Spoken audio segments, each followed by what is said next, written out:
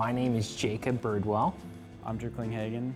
I own CTX Coffee. I've been working at CTX for about a year now, and I like coffee. We started out as a mobile coffee shop, so we have a food truck in Tulsa in this area.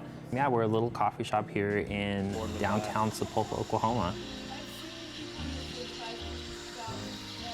Going through high school and stuff like that, I spent a lot of time in coffee shops and just kind of learning about coffee and just kind of being a part of the coffee industry from a consumer standpoint, and it just kind of seemed natural for me to move into the actual coffee industry.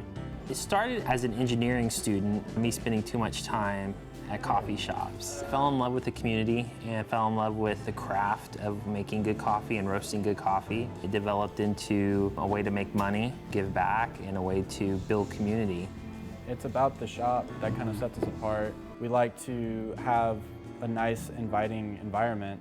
So we're a small shop, and one thing I focus on is recipes and then gleaning on other people who are really good in the industry.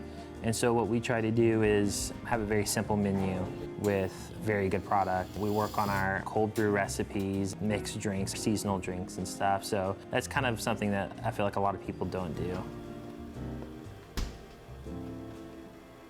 You can have really good coffee brewed poorly, and you can have really bad coffee brewed well. Each coffee, each variety, each brewing method brings out something different in the coffee. We're actually what's considered a multi-roaster. We're planning to roast our own. However, we draw on a lot of coffee shops that roast their own, or roasteries. We mainly use Fairfellow Coffee in Tulsa, but we also draw coffee from New Hampshire, Minnesota, California, Oregon, Dallas, in the Texas area, so all over. Sapulpa's a small town. I chose to come to Sapulpa because it was a small town. And so the challenges versus like working in Tulsa or bigger cities is the demographic. I definitely have a unique story of how I got into the coffee industry, mostly because I didn't have any prior experience.